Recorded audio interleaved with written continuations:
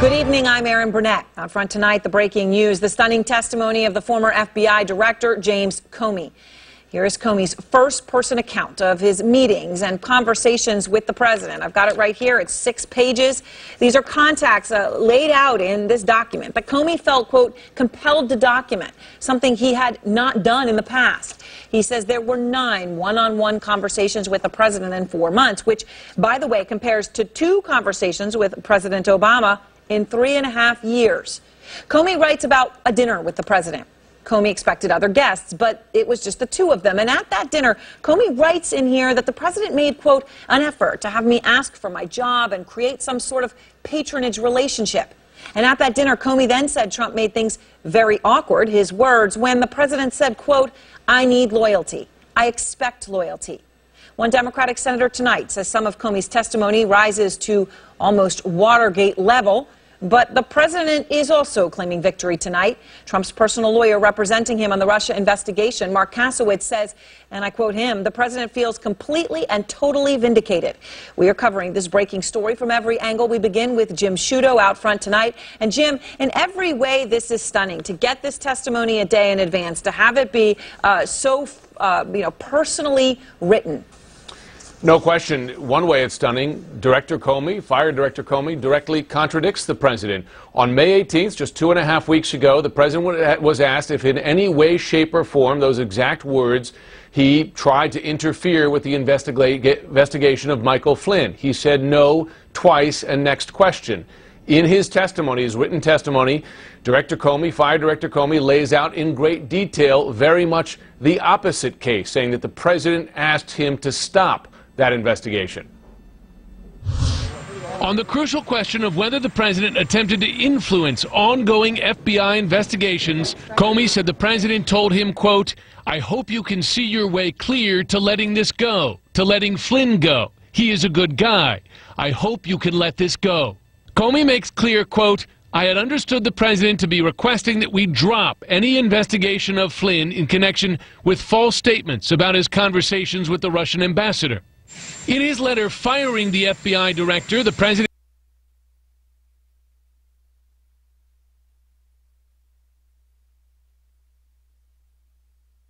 said that Comey had told him 3 times that he himself was not under investigation. He repeated that claim in an interview with NBC. Let me ask you about you. He told me that. He told me. And in his written testimony, Comey largely confirms those occasions, but says they were specifically about whether the president was the subject of a counterintelligence investigation. First, on January 6th, when Comey went to Trump Tower to brief the president-elect on a dossier of allegations involving Mr. Trump, first reported by CNN. Comey says that, quote, during our one-on-one meeting at Trump Tower, based on President-elect Trump's reaction to the briefing, and without him directly asking the question, I offered that assurance that he was not under FBI counterintelligence probe. The second time, in a dinner on January 27th, Comey says the president told him he was considering ordering an investigation into the dossier.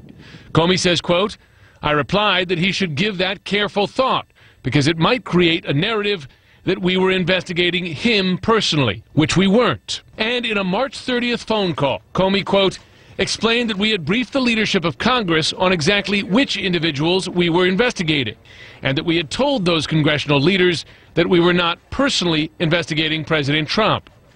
I reminded him I had previously told him that.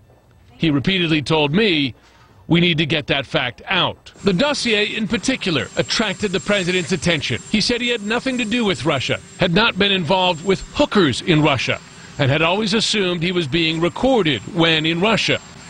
He asked what we could do to lift the cloud. The president, Comey says, was also very interested in establishing his loyalty. In their January 27th dinner, Comey said President Trump told him, quote, I need loyalty. I expect loyalty. Comey went on, I didn't move, speak, or change my facial expression in any way during the awkward silence that followed. He said he told Trump finally, quote, you will always get honesty from me. To which the president responded, that's what I want, honest loyalty. Comey left some not-so-subtle clues for investigators sprinkled throughout his written testimony. One, he describes his memos describing those meetings with the president as unclassified, saying that in his view, there's no legal reason they should not be made public. And he also lists people like Vice President Pence, Attorney General Sessions, who were witnesses to events that he describes. For instance, the president asking them to leave before he had a private one-on-one with Comey in the Oval Office. In effect, and I've spoken to people involved in the investigation, lining up possible witnesses to be called by the special counsels and others who are now investigating this. Aaron. All right, Jim, thank you very much. And now let's go to Sarah Murray. She's in Covington, Kentucky, which is near where the president spoke earlier today. And Sarah, the White House coming out with a very clear response to this tonight.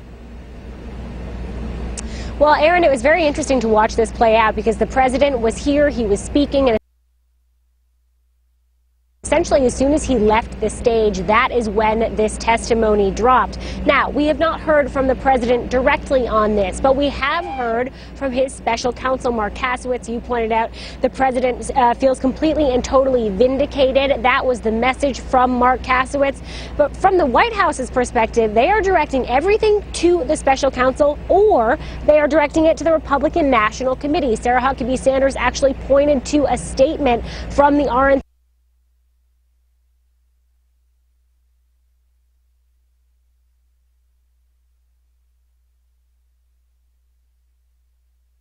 chairwoman today, also defending Trump, also saying he feels totally vindicated. This is a little bit of an unusual relationship to see the Republican, and that's what we're going to continue to see when he testifies on the Hill tomorrow, Aaron. All right, Sarah, thank you very much. And out front now, let's go to a member of the Intelligence Committee, Republican Senator Susan Collins. And Senator, it's nice to have you on the show. Thank you. You just heard the president feels completely and totally vindicated. Do you agree? I think that's a bit of a stretch. I do believe that the president's statement that he was told on 3 separate occasions that he was not under investigation has been proven to be correct. Mr. Comey clearly delineates those 3 occasions in his testimony.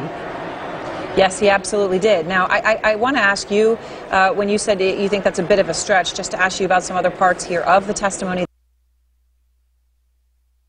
that we have.